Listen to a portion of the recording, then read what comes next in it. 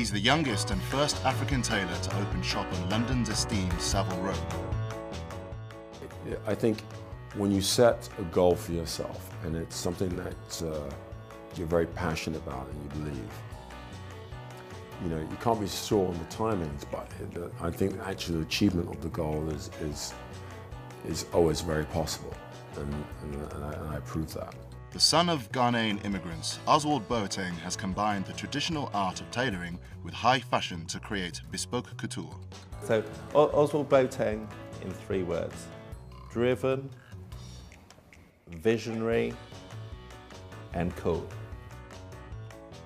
His cheapest suit comes with a price of just under $3,000, whilst the most expensive will set you back more than $30,000. I've definitely made tailoring fashionable and put at the forefront of menswear tailoring. Well, when he officially arrived in 2002, he certainly made an impact. He had a huge street party, closed down the street to traffic, thousands of people came. I think the last people to do that were the Beatles, which tells you how long ago it was. So there was no missing his arrival. Today, he's the go-to guy amongst the Hollywood elite and even royalty. A young black designer out of England. His name is Ozwald Boateng. Boateng is a B-O-A Tang. Having dominated men's fashion for more than 25 years, Boateng is now adding African activists to his mantle. Do you see Africa being rich or poor? If you think Africa is poor, would you stand up, please? No, if you think Africa is rich, stand up.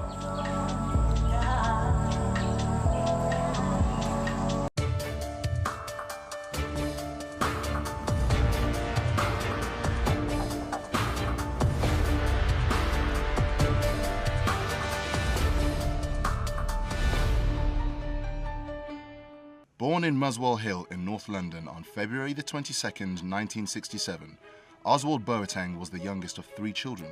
Growing up, he was inspired by the immaculately tailored suits his headmaster father wore to work every day. Boateng's mother, a seamstress, was also an early influence and gave her son his first suit at the age of just 5. A double-breasted purple mohair suit was the start of a lifelong love of the sartorial. Fast forward a decade and Boateng chose to abandon a course in computer programming for fashion design. My girlfriend at college is my main inspiration.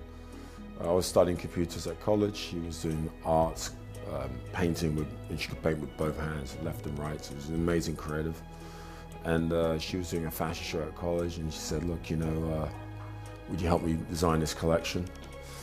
I was 16 years old, studying computer programming, and at the time it was 0011, so it was the old, right at the beginning of it, because I believed computers were going to be the future. Anyway, she convinced me and I did it, and I had a natural talent for designing.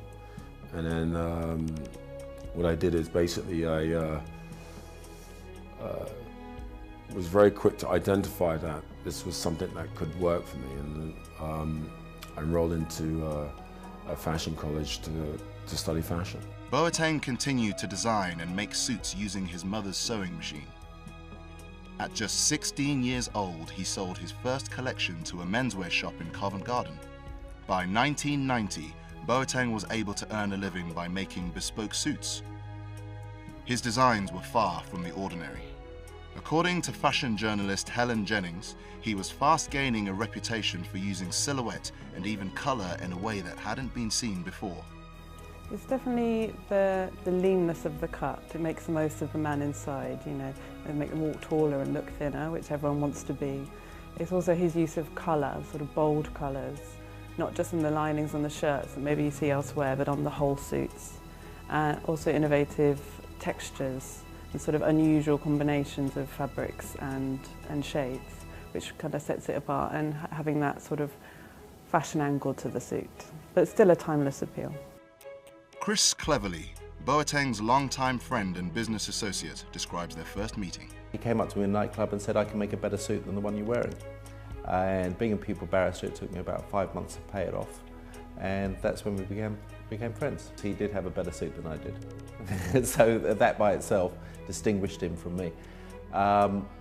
Very early on, we started doing things together in terms of business. We worked very closely into looking at how the whole classic as a twist concept of English tailoring could actually be brought out. And so we had a lot of conversations around those sort of things. We were very, very keen on seeing how we could progress the image of black people within this country. You know, mainly by our own activities and by our own actions. From peacock blue to canary yellow, Boateng was able to convince men to make the switch from the conventional greys and navies. Andrew Ramroop moved to Britain from Trinidad in 1970. 4 years later, he was hired by Maurice Sedwell, the only person on Savile Row who would hire a non-white tailor at the time. Ramroop himself is considered a pioneer in the world of bespoke tailoring. He explains how Boateng turned tradition on its head. What Ozwald has done exceptionally well, he's brought colour, literally brought colour into men's clothing.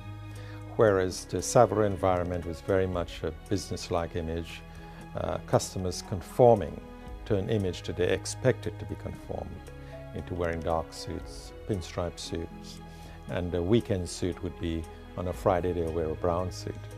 But back at home, there was still some convincing to do whether Boateng had chosen the right path. My father's a teacher, headmaster, so he was pure academic. So the idea of me giving up computer programming for something which is creative was viewed as a very bad move. So it took me years later to convince him that I'd made the right decision. Boateng stuck to his trade, and by the age of 24, he became the first tailor to stage a show during Paris Fashion Week. I mean, the last few seasons, especially in London, menswear has come into its own. Menswear in general and luxury menswear has become a real talking point in fashion, and he was, you know, one of the forefathers of that movement. He very much was apart from what was going on in normal menswear and in sort of, he was part of the tailoring world, but he brought it into that high fashion world, and I think a lot of people have followed in that path. The success of his Paris show led him to reach another milestone. In 1994, he became the first African tailor to open a boutique on Savile Row.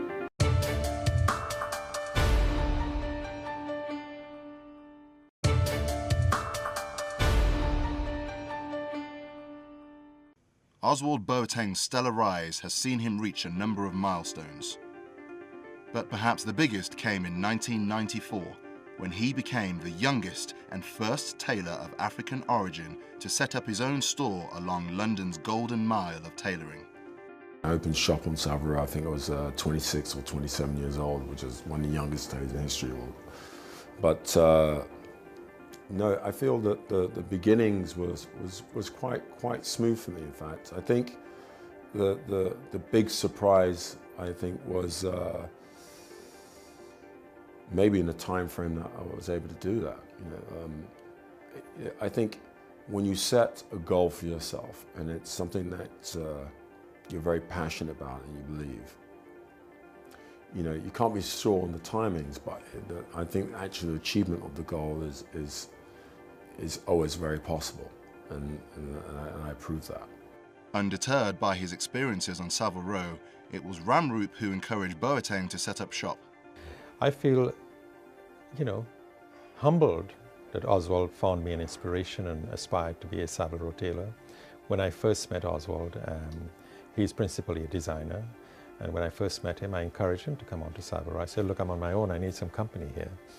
And perhaps that encouraged him to look further into coming into Savile Row.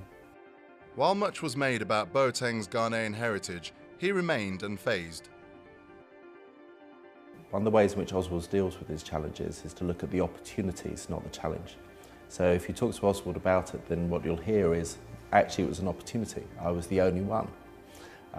You'll hear him say that actually, you know, by coming in from that direction, I was able to look at it in a different way. So he's a person who looks for the opportunity rather than the challenge, and that's enabled us very much in dealing with Africa's issues to just see them as an opportunity. Boateng himself saw his success stem from merit. In terms of me being viewed as the first, I think it's a fair enough label because there's not many, you know, or at least when I started, many men of colour in that position. And I feel now there's lots, right? So now I've inspired a lot of young men to want to get into the business. In fact, not just black, but from all over the world, right? Because of the impact I've had on menswear. But it's great to see, whereas I was only one at the beginning, to see many other black talented creators out there who are also catching the eye of the fashion industry. Boateng's success established him as a firm favourite amongst the couture crowd. In 1996, he was awarded the prize for the best male designer at the Trophée de la Mode in Paris. Boateng's documentary, A Man's Story, shot over a period of 12 years, begins in 1998. The year saw him deal with the end of his first marriage and bankruptcy due to an ill-fated expansion in the Far East, hit by the Japanese banking crisis. Spend 7 years of your life with somebody and you won't even have a friendship because it's been destroyed. It's all become about money. To make matters worse, the following year his Savile Row shop was robbed. The thieves made away with $120,000 worth of clothes from his autumn-winter collection. Though visibly shaken, Boateng set out to rebuild his brand with even greater ambitions. Along the way, his personal life also took a positive turn when he met Russian model Gunel, who he'd eventually marry and have 2 children with. By the year 2000, Boateng was back in favour after winning the top menswear designer prize at the British Fashion Awards. It was during this time that he was also hired by French fashion giant Givenchy as its new creative director, a post he held from 2003 until 2007. I think it was a natural fit for him because, you know, as a brand they do take risks and they have that luxury audience. But again, he didn't do things by halves, like the same way he didn't in Savile Row. So I think one of the projects he had was doing a fashion film in China, and he enlisted 500 soldiers to come and be part of it. Just things like that, you know, just thinks differently and makes a mark wherever he goes. With both his personal and professional life back on track, Boateng was quickly emerging as a favourite amongst Hollywood's leading men, looking to be dressed in his flamboyant creations. You know, I'd say what I've kind of made my mark in the industry is I've definitely made tailoring fashionable and put at the forefront of menswear tailoring. Because when I started, it wasn't, I mean, when I say tailoring, structured men's clothing, because when I started it wasn't fashionable. In fact, it was completely opposite. It was actually a dying concept for men's clothing. So I believe I've revitalized that. And I've also brought something very modern to it because I've come from a design background. And so I've always looked at how do I make this traditional concept very modern, very new. And how I achieve that is my attention to detail. And so in menswear, it's not about being obviously different, but finding ways of creating differences in the way that the lapel's positioned, in the notch positioning, the width of the lapel, the detailing around the cuff, the flaps, the size of jets, and more importantly, the silhouette and how that balances out with that. Along with Hollywood royalty, Boateng was also garnering the attention of the British monarchy. In 2006, he was awarded an OBE by Queen Elizabeth II for outstanding services to the clothing industry. It was during this period that Boateng began to draw greater influence from his African heritage. Around early 2000, I felt that it was time to have a link back with my African roots, because clearly I was using the colour in the same way that you have as African fabrics in terms of how the colours sit together. And so I realized that, you know, there was obviously a subconscious influence. And so I just said, look, you know, let's use it. And I also was starting to feel more energized by my African roots. But Boateng's interest in Africa didn't just translate into his designs. He had his eye on something bigger.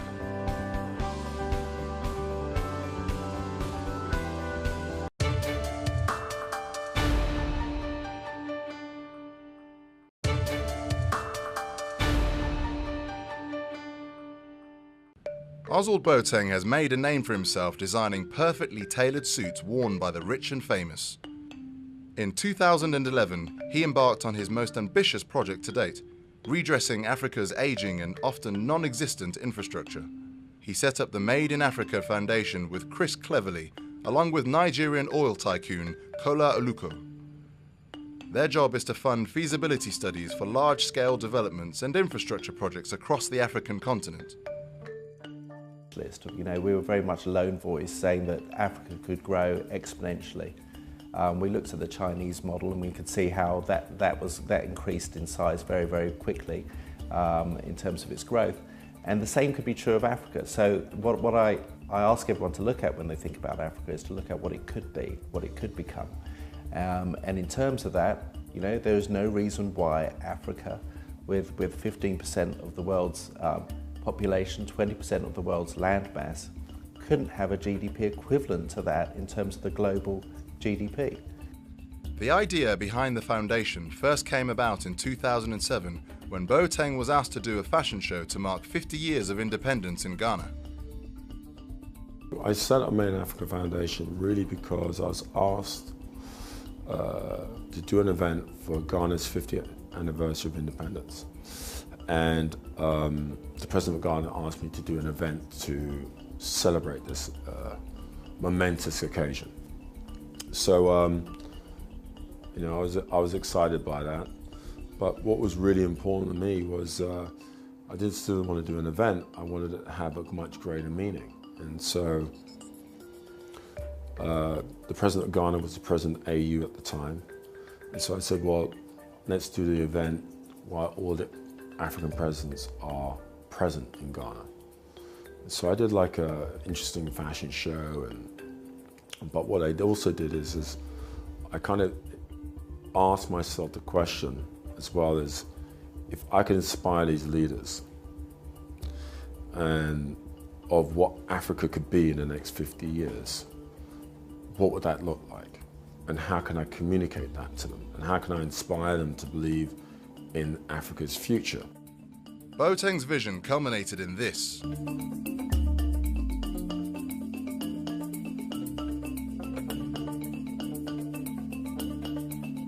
I got some big leaders. I got Jesse Jackson and Andrew Young to attend the event and speak about how they feel and what Africa represents to them, and also say that they want to be involved in Africa's future, because I think that's very important. The diaspora, and I've got African Americans part of the diaspora, are very important to Africa's future.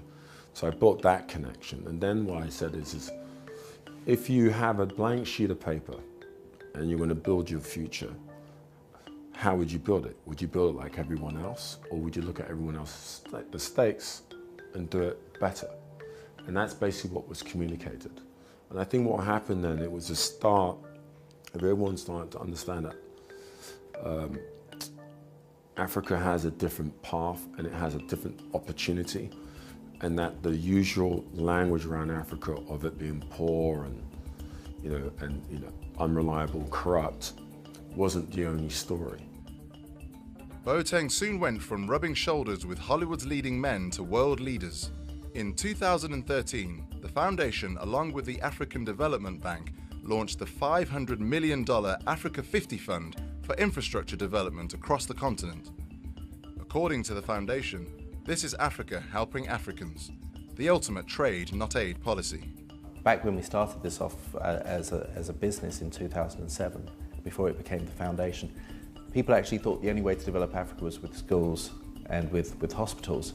They didn't look at the South Korean model, which was one based on the fact that there was investment, and that investment built their country out and created great growth.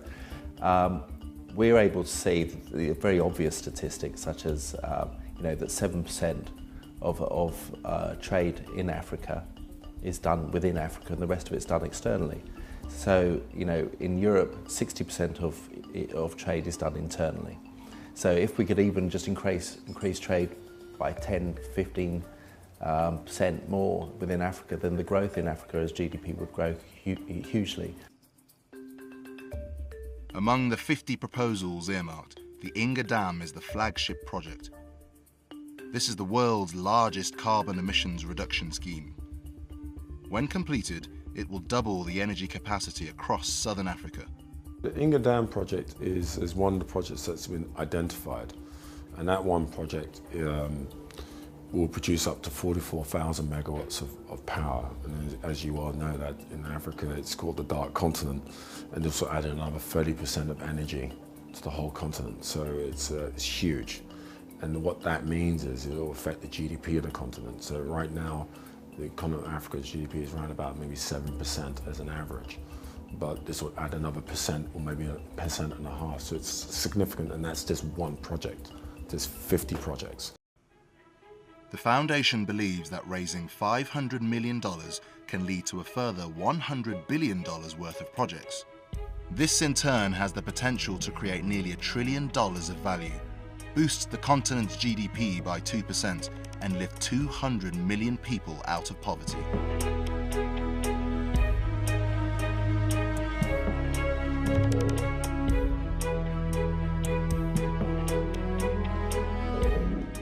Ozwald stepping off the catwalk and actually getting involved in Africa, getting involved in sewers and getting involved in building drainage and building railways and building roads. This is the real stuff. But it's also the real stuff of design as well, because what we're talking about is master planning the whole of Africa, really. We're talking about what would work best, what would make an efficient, commercially acceptable, socially acceptable, environmentally acceptable Africa that would work for all its people and for all of its land as well.